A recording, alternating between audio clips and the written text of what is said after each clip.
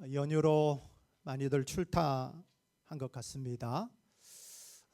요즘 AI가 되게 핫한 이슈 가운데 있습니다. AI가 가져다주는 유익과 편리함을 우리가 누리고 있는 시대입니다. 원하는 사람은 누구나 쉽게 이용을 할 수 있고, 또 원하는 결과와 이 속도 앞에 우리는 감탄을 자아내고 있습니다. 그러면서 자연스럽게 이 AI라는 부분에 스며들고 있는 것 같습니다.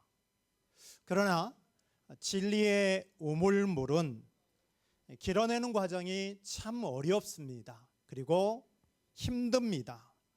하지만 성령께서는 이 모든 부분들을 우리 가운데 비춰주시는 은혜로 설교자부터 시작하여서 우리가 개인적으로 성경을 읽고 묵상할 때 그 진리의 우물물을 길러 올릴 수 있도록 성령께서 조명해 주실 때, 비춰 주실 때 그 기쁨과 희열과 그 맛은 시원할 뿐만 아니라 세상의 모든 것을 가진 것처럼 큰 기쁨들이 우리 가운데 있게 되어집니다. 이 진리의 우물물은 이 땅의 모든 사람이 동시에 마셔도 모자람이 없고 부족함이 없습니다. 바로 우리 주 예수 그리스도의 생수의 강이 되시는 그 주님으로 말미암기 때문에 누구든지 목마르거든 그 생수의 강 되신 주님께 나오면 목마름이 해갈되어진다라는 것입니다. 이런 진리의 말씀이 저는 오늘 이 이사야 45장 14절이 아닌가 생각을 해봅니다. 함께 우리가 이사야서를 살펴보고 있는데 45장 세 번째 시간을 우리가 맞이했습니다. 우리가 알고 있듯이 고레스가, 이방왕 고레스가 도구가 되어져서 포로인 유다 백성들을 회복시키는데 사용되어지죠. 그리고 오늘 우리가 보고 있는 이 14절 말씀은 이방 나라들이 예루살렘에 와서 오늘 설교의 제목처럼 말합니다. 하나님이 과연 너희와 함께 하신다.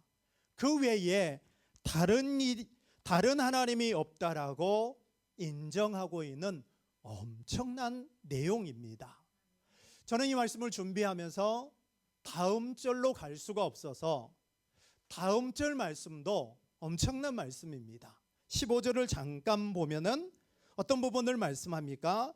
구원의 하나님이실 뿐만이 아니라 하나님은 어떤 하나님? 스스로 숨어 계시는 하나님. 그래서 저는 이 부분을 준비하면서 아마 이 두 구절로 우리는 3주간에 걸쳐서 이 본문의 5월달은 오래 머물게 되어지는 그런 시간이 5월이 되어질 것 같습니다. 그래서 오늘은 이 한 구절 말씀으로 하나님이 과연 너희와 함께 하신다, 이 말씀으로 함께 은혜를 나누도록 하겠습니다. 첫 번째는 하나님을 인정하는 애굽과 구스와 스바입니다. 우리 다시 한번 14절을 한 목소리로 읽을까요? 시작. 여호와께서 이같이 말씀하시되 애굽의 소득과 구스가 무역한 것과 스바의 장대한 남자들이 내게로 건너와서 내게 속할 것이요 그들이 너를 따를 것이라. 사슬에 매여 건너와서 내게 굴복하고 간구하기를 하나님이 과연 내게 계시고 그 외에는 다른 하나님이 없다 하리라 하시니라. 아멘. 자, 이 말씀은 이방 나라들이 하나님의 백성들을 찾아와서 하나님이 과연 너희와 함께 계시고 그 외에 다른 하나님이 없다라고 말을 합니다. 그런데 이사야서는 오늘 이 45장뿐만이 아니라 2장에서도 열방이 하나님 앞에 나아와 하나님을 고백하는 부분을 여러 차례 소개합니다. 우리가 잘 아는 찬양으로도 만들어진 2장 2절로 3절의 말씀을 우리 같이 한번 보면 동일한 말씀입니다. 우리 우리 같이 한번 볼까요? 시작. 말일에 여호와의 전에 산이 모든 산 꼭대기에 굳게 설 것이요 모든 작은 산 위에 뛰어나리니 만방이 그리로 모여들 것이라. 많은 백성이 가며 이르기를 오라 우리가 여호와의 산에 오르며 야곱의 하나님의 전에 이르자. 그가 그의 길을 우리에게 가르치실 것이라. 우리가 그 길로 행하리라 하리니 이는 율법이 시온에서부터 나올 것이요 여호와의 말씀이 예루살렘에서부터 나올 것임이니라. 아멘. 아주 익숙한 그런 말씀이죠. 이 말씀을 보면 때가 되면은 온 세계가 여호와의 산에 하나님의 전에 이르러서 하나님의 가르침인 율법이 시온에서 여호와의 말씀이 예루살렘에서부터 나올 것을 말하고 고백하게 되는 것을 우리에게 알려주고 있습니다. 우리가 보았던 이 이사야 2장 3절 말씀과 오늘 본문 45장 14절 말씀의 공통점은 하나님의 임재입니다. 하나님의 임재 앞에 열방이 모여들고 있다라는 것입니다. 다시 오늘 본문을 한번 보면 오늘 본문인 14절은 세 나라가 언급이 되어지고 있죠. 한번 볼까요? 애굽이 등장합니다. 그 다음은 구스가 등장합니다. 북아프리카의 에티오피아를 말하는 것입니다. 자, 그리고 또 한 나라가 있죠. 어디입니까? 스바입니다. 이 세 나라는 고대 세계 가운데서 땅끝을 상징했던 나라입니다. 그러면 땅끝으로 여겨지는 그 나라들이 지금 하나님께 나아오고 있음을 우리에게 보여주고 있음을 알 수가 있습니다. 그리고 그들이 나와서 구체적으로 어떤 일을 합니까? 오늘 본문 14절을 한번 보십시다. 구체적으로 보면 애굽과 구스는 무역과 소득이라는 재물을 드리고 있고 스바는 장대한 남자들, 바로 인력인 노동력을 제공해서 폐허가 된 예루살렘을 재건하는데 이 이방 나라들이 쓰임 받는다라는 것입니다. 이어지는 부분을 한번 보십시다. 자, 이들은 사슬에 매여 건너와 굴복한다 말씀합니다. 이것은 무엇을 말하냐면 포로와 스스로 항복을 하고 있는 자처럼 그런 모습으로 나와서 이렇게 고백을 합니다. 오늘 설교의 제목이죠. 하나님이 과연 너희와 함께 계시고 그 외에 다른 하나님이 없다라고 인정을 합니다. 자, 그런데 이 세 나라가 하나님을 인정하고 있는 부분과 그들이 하고 있는 일들을 살펴보았는데 우리가 이 말씀을 이미 43장 강해 설교를 통하여서 우리가 만났던 적이 있습니다. 자, 그 말씀을 한번 보면 좋겠는데요. 자, 43장 3절입니다. 43장 3절을 보면 함께 보실까요? 시작. 대전하는 여호와 내 하나님이요 이스라엘의 거룩한 이요 내 구원자임이라. 내가 애굽을 너의 속량물로 구스와 스바를 너를 대신하여 주었노라. 아멘. 자, 오늘 본문의 말씀과 똑같이 세 나라가 언급되나요? 자, 애굽 어디입니까? 구스, 스바. 이 세 나라를 포로에서 돌아오는 이스라엘 백성들에게 줍니다. 그리고 이어지는 4절 말씀을 보면 이스라엘은 존귀한 자들이 되어져서 하나님이 이들을 너무나 귀하게 여기고 하나님이 이 포로인 자기 백성들을 너무 사랑하셔서 그들을 구원하실 때 어떤 대가를 치르더라도 아끼지 않고 주는 부모님의 사랑처럼 새 나라를 자기 백성들에게 주는데 전혀 아까워하지 않고 이 새 나라를 주는데 다시 한번 이 나라가 언급이 되어졌던 부분들을 우리가 살펴본 적이 있습니다. 그런데 이 세 나라가 오늘 본문 14절에서 등장하면서 이들이 고백하는 말을 들어보십시오. 인정하는 말을 들어보십시오. 하나님이 과연 너희와 함께 계시고 그 외에 다른 하나님이 없다, 이러면서 세상이 고백을 하고 있고 인정을 하고 있는 소름 돋는 은혜입니다. 소름 돋는 은혜라고 제가 말씀드렸습니다. 우리 특별히 여기 있는 우리 대학부 지체들은 대부분 모태신앙으로 지금까지 신앙생활을 해왔을 텐데, 모태신앙이 아닌 분들은, 가정에 처음으로 신앙생활을 하는 분들은 가족이, 부모님이 혹은 아는 친구들이 처음 교회에 나와서 예배할 때 그 감격과 그 기쁨을 잊지 못합니다. 그런데 오늘 본문은 이방 나라들이 하나님 앞에 나와서 너희와 함께 하신 하나님이 진짜이다, 다른 분 없다, 이 고백을 하고 있는 이 고백이 소름 돋는 은혜이자 마지막 때 있게 되어질 말씀을 본문은 우리에게 말씀해 주고 있다라는 것입니다. 그런데 여러분, 이 대목을 우리가 볼 때 소름이 돋아야 되는데 저만 소름이 돋아요. 왜냐하면 우리는 이 부분을 이미 44장부터 본문의 내용을 살펴볼 때 보았기 때문입니다. 45장을 보면 하나님 외에 하나님밖에 다른 이가 없다, 이 부분이 무려 7번이나 반복되어지는 부분들을 우리가 이미 찾아보았죠. 그래서 제가 늘 말씀드리죠. 밑줄 좀 그으시라고. 자, 그래서 45장에는 7번이나 이렇게 반복하고 있는 하나님 외에 하나님밖에 다른 이가 없다라는 이 말씀은 무엇을 말하고 있는 것입니까? 하나님만이 유일하신 하나님이시다. 하나님은 그 어떤 우상과 비교 대상이 될 수 없고, 하나님은 세상 그 무엇과도 비교할 수 없다라는 강조가 하나님 외에 하나님밖에 다른 이가 없다라는 말이다라는 것입니다. 이 고백은 신약의 사도들 또한 고백했습니다.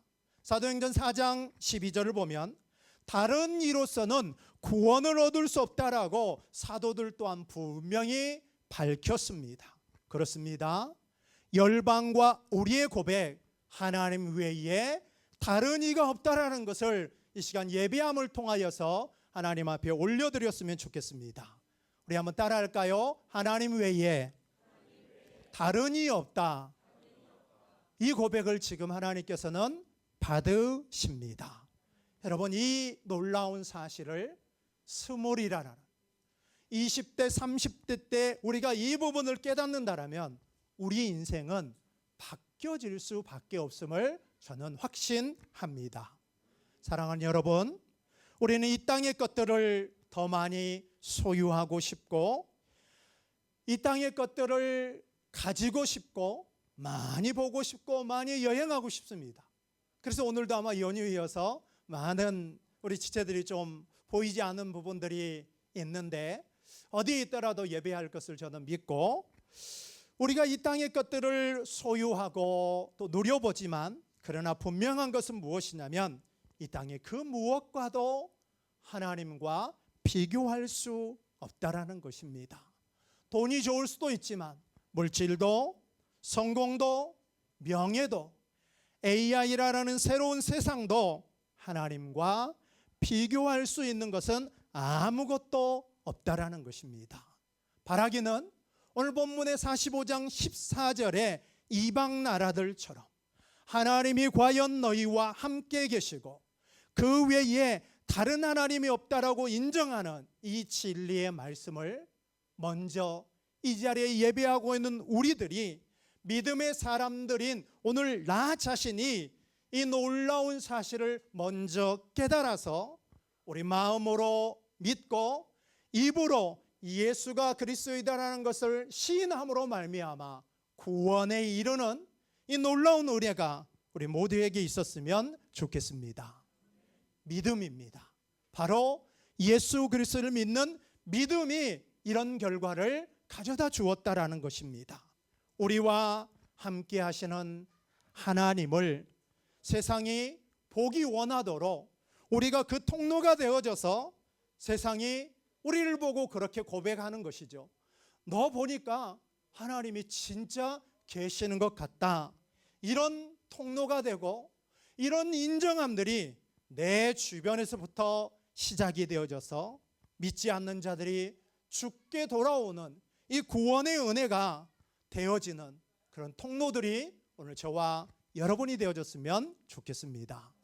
저는 우리 이 말씀을 성경에서 찾아볼 때 구약의 족장들이 이런 부분으로 쓰임받았고 신약의 한 교회가 이런 부분으로 쓰임받아서 그 족장들의 삶과 한 교회를 소개하려고 합니다. 우리가 잘 알고 있는 아브라함을 한번 보십시다. 그는 양치는 자였습니다. 그가 하나님으로부터 부름을 받고 난 후에 애굽으로 내려갔다가 아내를 속이고 나서 이상하게 바로로부터 엄청난 거기에 대한 보상으로 양들을 얻고 노비들을 얻습니다. 그러면서 재산이 많아짐으로 말미암아 조카 롯과 다투게 되죠. 그런데 그의 인생 말미에 또 한 번의 다툼이 있습니다. 어떤 다툼이 있냐면 바로 블레셋 사람들과의 다툼입니다. 여러분, 목축하는 사회 가운데 가장 중요한 부분이 있다면 우물이겠죠. 물이 있어야 가축들이 먹고 자랄 수 있습니다. 놀랍게도 아브라함은 가는 곳마다 우물을 팠고 그 우물에서 물이 나도록 하나님께서 은혜를 베풀어 주셨습니다. 그런데 블레셋 사람들은 바로 이 부분들을 곱게 보지 않고 이 아브라함의 우물을 어떻게 합니까? 메꾸기도 하고 빼앗기도 하는 이런 다툼들이, 갈등들이 그의 인생 말미에도 초기에는 조카 롯과 있었다라면 그의 인생 말미에 블레셋의 목자들과 이런 갈등과 다툼들이 있더라는 것입니다. 그런데 어느 날 이 블레셋의 왕 아비멜렉과 그의 군대 장관 비골이 이 아브라함을 찾아옵니다. 그래서 오늘 본문의 45장 14절 본문처럼 하나님을 인정할 뿐만이 아니라 계약까지 맺습니다. 그 인정하는 고백이 바로 창세기 21장 22절입니다. 같이 한번 보실까요? 시작. 그때에 아비멜렉과 그 군대 장관 비골이 아브라함에게 말하여 이르되 내가 무슨 일을 하든지 하나님이 너와 함께 계시도다. 아멘. 오늘 45장 14절 본문과 똑같이 아비멜렉도 똑같이 인정하고 있습니다. 아브라함아, 네가 무슨 일을 하든지 하나님이 너와 함께 하신다라고 세상이 하나님을 인정하고 있는 얼마나 멋진 장면인지 모릅니다. 그런데 여러분, 우리가 이 부분을 얼핏 보면은 목축업의 생명인 이 우물 때문에 아비멜렉이 하나님을 인정하는 것처럼 보이지만 그러나 그것 때문이 아니다라는 것입니다. 우리가 조금 전에도 살펴보았던 것처럼 하나님과 세상의 그 어떤 것과 견줄 수 있는 것은 아무것도 없는 것처럼 아브라함에게는 경제력도 정치력도 그리고 군사력도 아닌 바로 아브라함에게 있었던 한 가지는 바로 무엇이냐면 하나님의 임재였습니다. 우리 22절 이 말씀처럼 하나님이 함께 하시는 그 부분을 이방 나라 왕이 분명히 보고 이 부분을 인정할 뿐만이 아니라 계약까지 맺고 있는 이 부분이 아브라함이 살아냈던 삶이다라는 것입니다. 우물 파서 물 나고 가축들 많아서 이 많은 재산들 후손들에게 물려주고 잘 먹고 잘 산 것으로 끝나지 않고 아브라함의 삶 가운데 중요한 한 가지, 주변에 있는 사람들이, 주변 나라들이 하나님을 인정하고 하나님을 고백하는 부분으로 누가요? 이 아브라함이 사용되어졌다라는 것입니다. 2025년도도 어느덧 넉 달을 보내고 5달째를 맞이합니다. 우리가 살아내야 할 삶이 뭐라고요? 열심히 공부하고 좋은 학업의 결과, 우리 4학년 지체들 날 새면서 지금 논문들을 쓰고 있던데 이 과정들 중요하죠. 그러나 우리 삶 가운데 더 중요한 부분들은 무엇입니까? 그 일을 통하여서 나의 학위 졸업장이 아니라 내가 이 부분을 드디어 마쳤다 인정받는 것이 아니라 이렇게 해주신 분이 누구다? 하나님입니다. 이렇게 말할 수 있는 우리 모든 지체들과 우리 모든 성도들이 되어졌으면 좋겠습니다. 요셉은 어떠했습니까? 요셉은 애굽의 노예로 팔려갑니다. 그래서 애굽의 2인자 보디발의 노예가 되어지죠. 우리가 너무나도 잘 아는 요셉 사건도 마찬가지입니다. 보디발의 집에 가정총무가 되어져서 그가 보디발의 집에 여러 일들을 맡아서 할 때 하나님은 이 요셉과 함께 하십니다. 우리 창세기 39장을 한번 잠깐 찾아보실까요?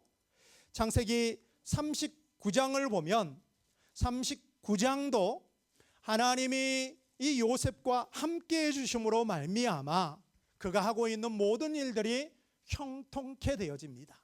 그래서 39장을 보면 무려 4번씩이나 하나님께서 요셉과 함께 합니다. 제가 9절을 말씀드리면 자, 여러분들은 아멘으로 한번 답해 보십시오. 자, 2절에 하나님이 요셉과 함께 합니까? 자, 3절을 한번 보십시다. 하나님이 요셉과 함께 하나요? 21절 보실까요? 하나님이 요셉과 함께 하십니까? 23절 볼까요? 하나님이 요셉과 함께 합니까? 아멘입니다. 하나님이 요셉과 함께 해주니까 하고 있는 일들이 형통케 되어지더라는 것입니다. 그런데 보십시오. 이 집의 주인의 아내인 이 보디발의 아내가 하나님이 함께하고 있는 이 청년을 보면서 반해버립니다. 그리고 부러워합니다. 그리고 그를 유혹합니다. 이번에는 여러분 39장 10절을 한번 보십시오. 이 유혹이 여러분 어떻게 있었는지를 오늘 본문은 정확히 보여줍니다. 이 여인이 어쩌다 한 번입니까?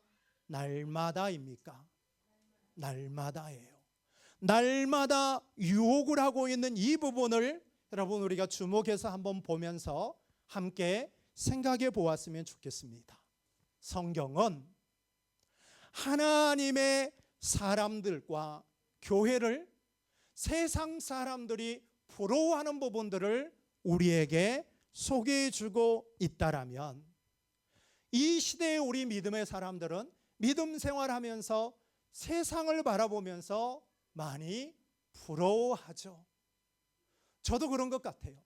이 중국 땅에 있을 때는 아무것도 없어도 이렇게 부름받아도 저 하나님 앞에 데려감을 당하여도 감사해요. 근데 한국에 가보면 우리 아이들이 월세에 살고 있고 아파트들은 막 너무 많고 이런 부분을 볼 때 생각이 바뀌어지려고 하더라고요. 여러분, 우리는 세상을 바라보면서 세상의 것들이 부럽고 저런 거를 가졌으면 좋겠다 이런 생각을 하지만 지극히 우리는 현세적인 부분이 복이라고 생각하지만 성경을 보십시오. 성경의 사람들은 무엇이든지 다 가졌던 사람들이 남부러울 것 없게 여겨지는 사람들이 현세적인 것이 아니라 하나님이 함께하고 있는 그 사람을 부러워하고 있다는 것입니다. 어떤 복입니까?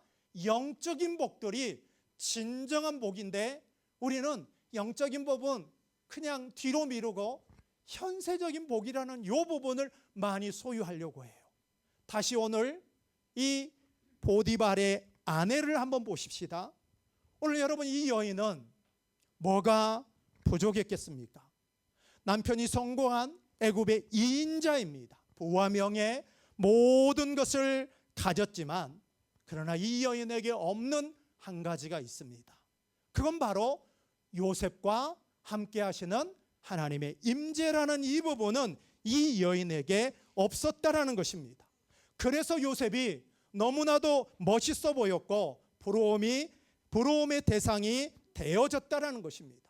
우리는 잘 보아야 합니다. 외모 때문에 오늘 이 여인이 요셉을 유혹한 것이 아니라 하나님의 임재, 하나님의 함께하심 때문에 세상이 하나님의 사람 앞에 무릎을 꿇고 있는 이 장면을 우리 또한 부러워하면서 세상이 우리 앞에 이렇게 되어지도록 이렇게 하나님 손에 들려지는 저와 여러분이 되어졌으면 좋겠습니다. 세상을 부러워하지만 성경의 사람들은 어떠하다고요? 하나님의 사람들을 오히려 세상이 부러워하고 있다라는 것입니다. 무엇 때문에 부러워합니까? 가진 것 때문입니까? 아닙니다. 외모도 아닙니다. 그들의 능력이 아닌 임마누엘, 하나님이 함께 하심 때문입니다. 할렐루야. 우리가 너무나도 많이 알고 있고 잘 알고 있는 이 부분을 우리는 가볍게 여기고 있고 이 부분을 크게 다가오게 여겨지지 않지만 성경은 명확하게 말합니다. 다 있고 다 소유해 본 자들이 없는 한 가지, 저 사람에게 하나님이 함께하니까 저렇게 멋있어 보이구나. 이게 하나님의 일하심의 증거들이고 결과들이고 열매들이다라는 것입니다. 하나님이 함께 하실 때 요셉은 이 유혹을 이겨낼 수 있었습니다.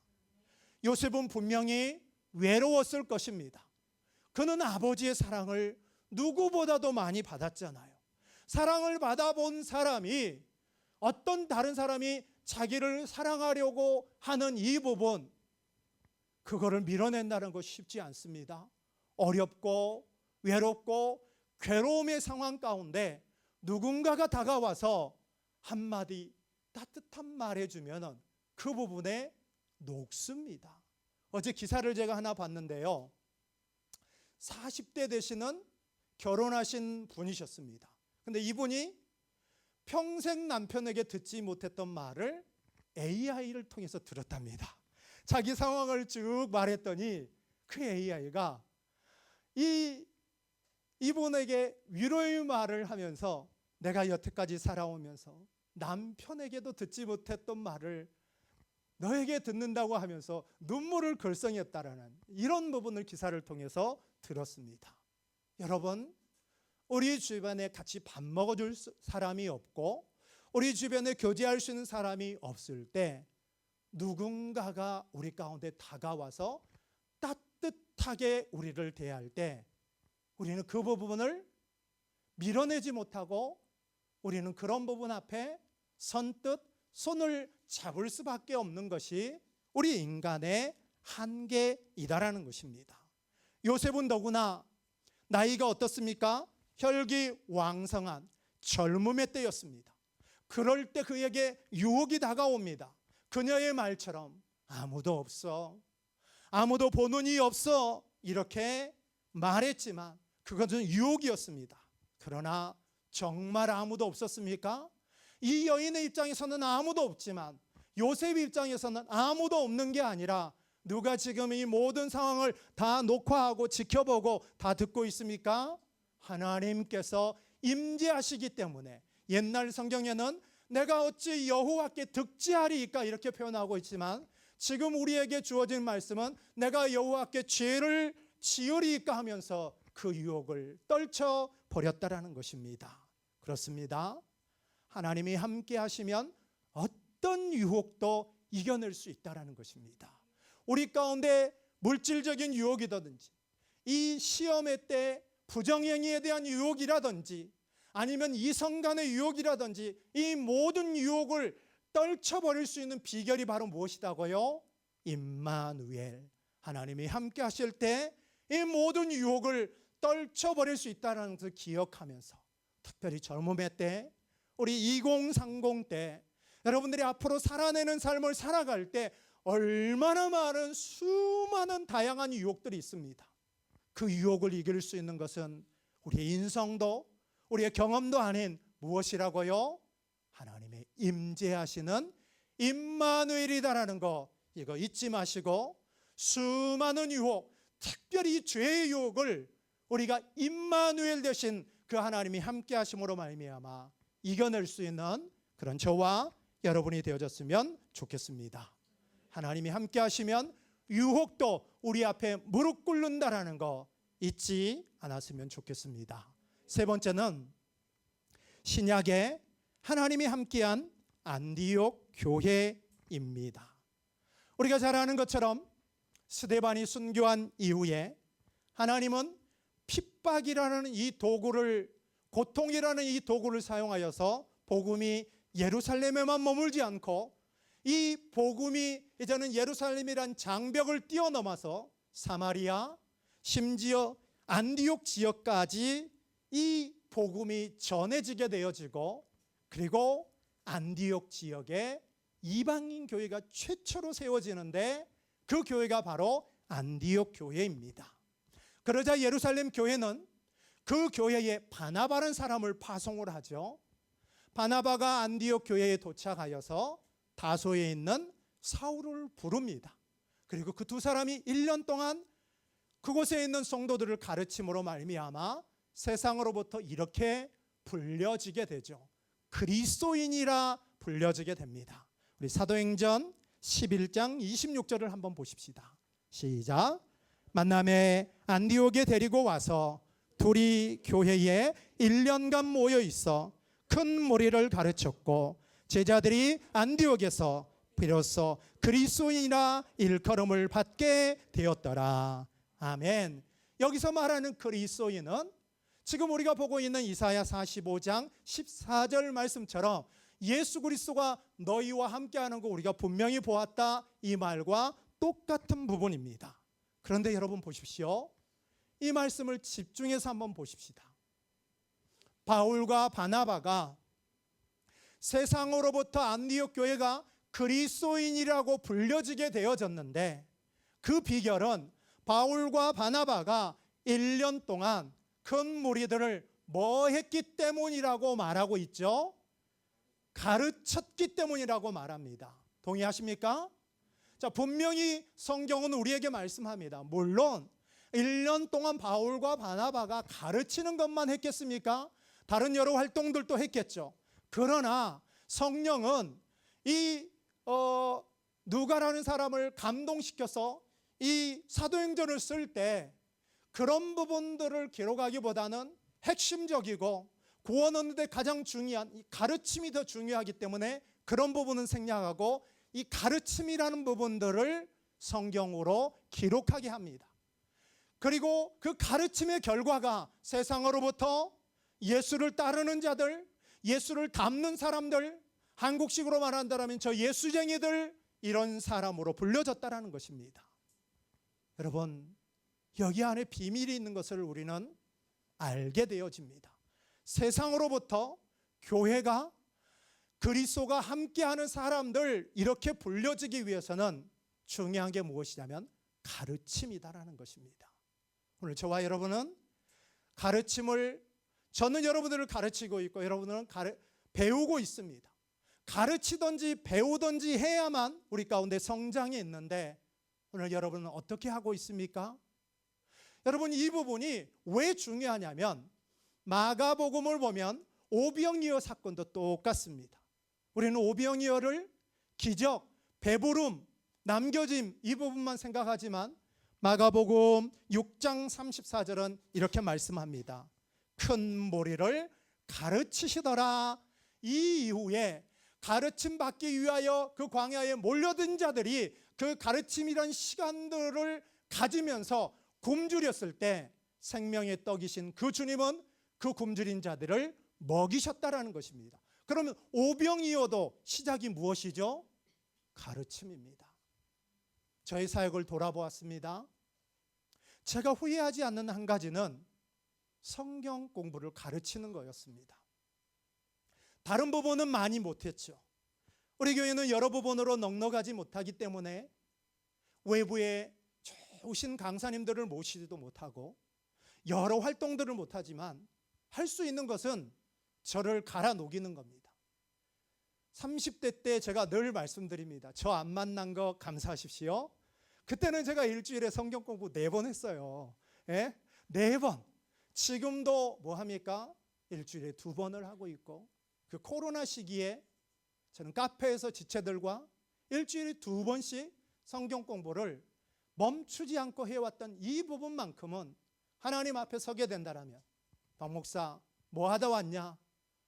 하나님, 중국 땅 좀 곳곳마다 다녀봤고요, 우리 성도들 가르쳤고요, 최근에는 말씀 건축하고 있는데 이거 하다 왔습니다, 당당하게 말할 수 있을 것 같습니다.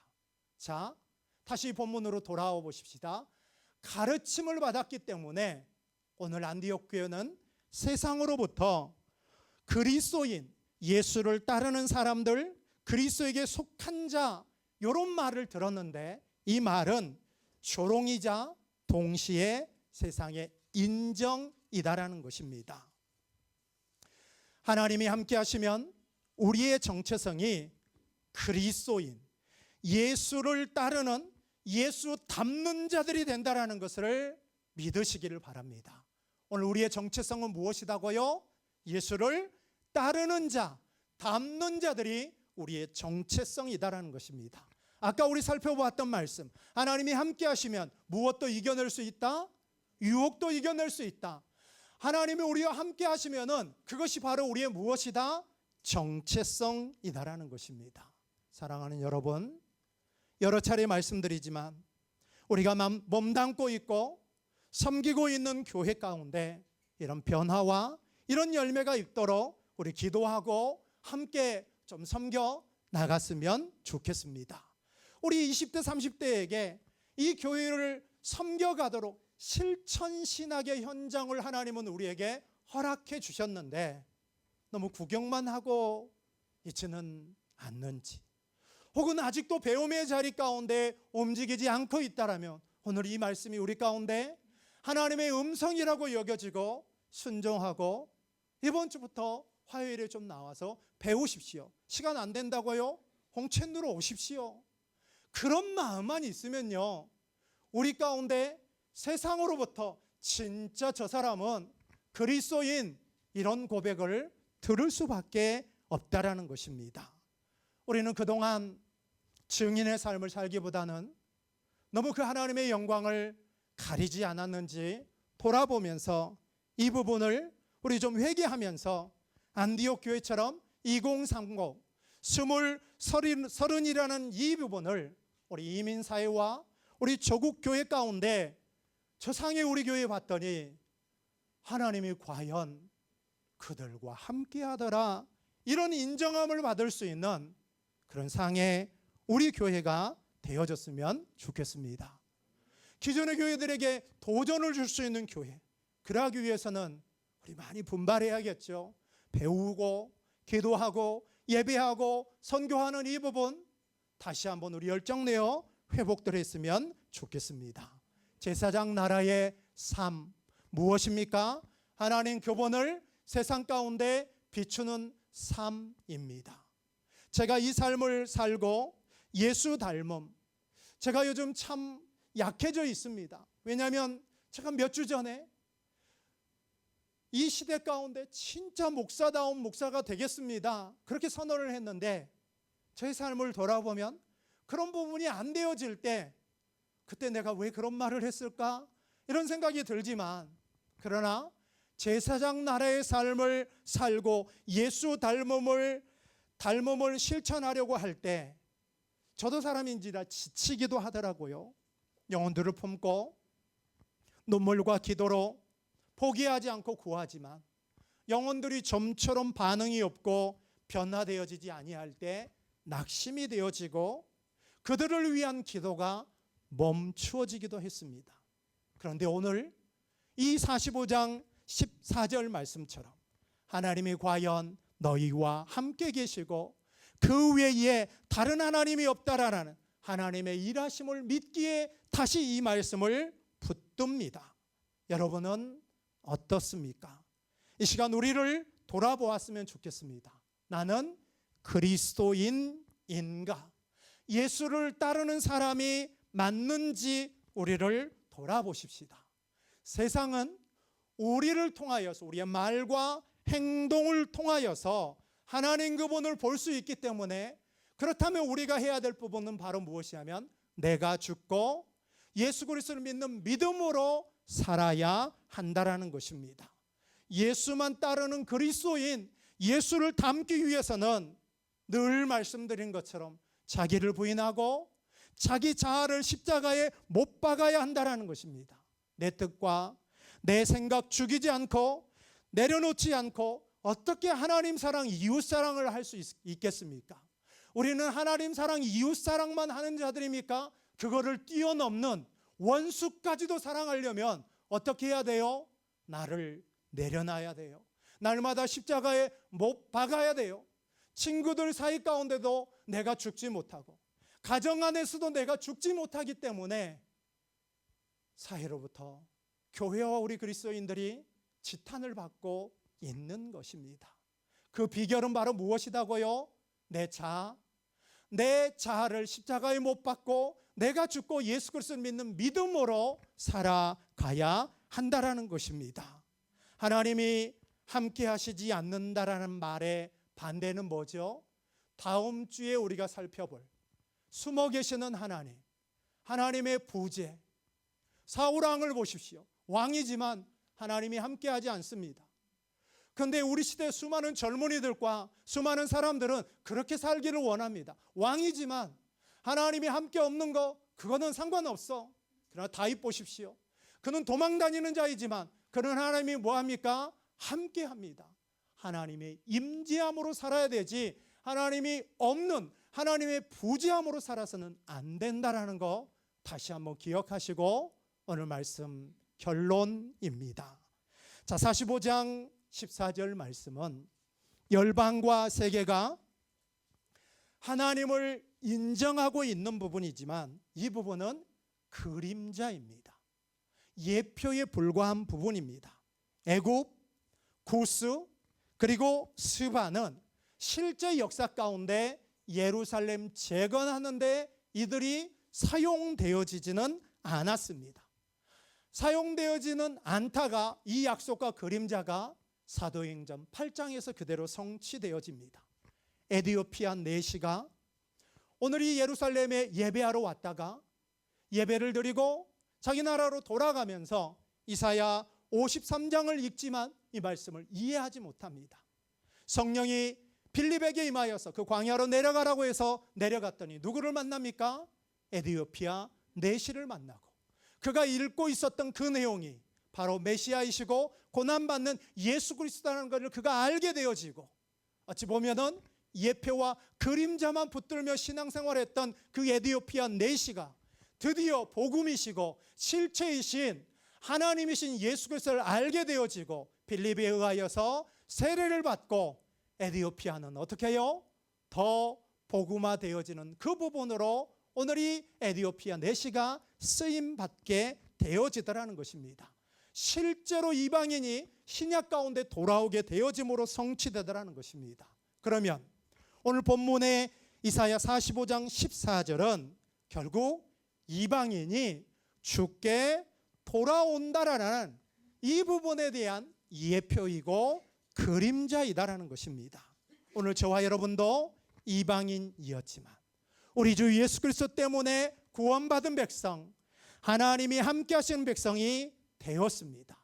바라기는 우리도 아브라함처럼 요셉 안디옥 교회처럼 하나님이 함께 하시는 사람이 되었으면 좋겠습니다. 나를 통해서 나와 함께 하시는 하나님을 상하이에 있는 이곳에서 캠퍼스에서 가정에서 일터에서 나타내므로 우리 주변 사람들이 하나님이 과연 너와 함께 하신다 인정하고 고백하면서 동시에 그들도 다른 누군가의 고백이 되어질 수 있는 그 부분으로 쓰임받는 그런 저와 여러분이 되어졌으면 좋겠습니다. 예수 그리스도는 모든 민족의 구주이시고 예수 그리스도를 통해 이방인 그리스도 밖에 있는 자들이 그리스도 안에 들어왔습니다. 그 주님은 과거 이스라엘만이 아니라 지금 이 시간 예배하고 있는 우리 가운데 함께하고 있음을 믿으시기를 바랍니다. 함께하는 우리를 향하여서 이제 내 삶으로 예배하러 나가는 우리들을 향하여서 세상이 이렇게 말할 것입니다. 하나님이 진짜 과연 너와 함께 하신다. 이 고백이 우리 가운데 들려질 수 있는 그 은혜가 우리 가운데 있게 되어지는 5월이 되는 그런 저와 여러분이 되어졌으면 좋겠습니다. 기도하겠습니다. 주밖에 다른 분이 없습니다. 하나님, 우리가 다른 것들을 붙들려고 아등바등하면서 살아왔다라면 하나님의 임재, 하나님의 함께하심, 그래서 유혹을 이겨내게 하여 주시고, 그리고 하나님이 함께하시는 예수 닮은 사람, 이 정체성을 분명히 밝히는 우리들 되게 하여 주옵소서. 세상이 나를 통하여서 하나님을 보게 하여 주시고 그들 또한 하나님을 고백하게 되어지는 이 놀라운 하나님의 일하심의 역사가 상해 우리 교회 가운데 이 시간 예배하는 우리들을 통하여서 이루어질 수 있도록 역사하여 주옵소서. 예수님의 이름으로 기도합니다. 아멘.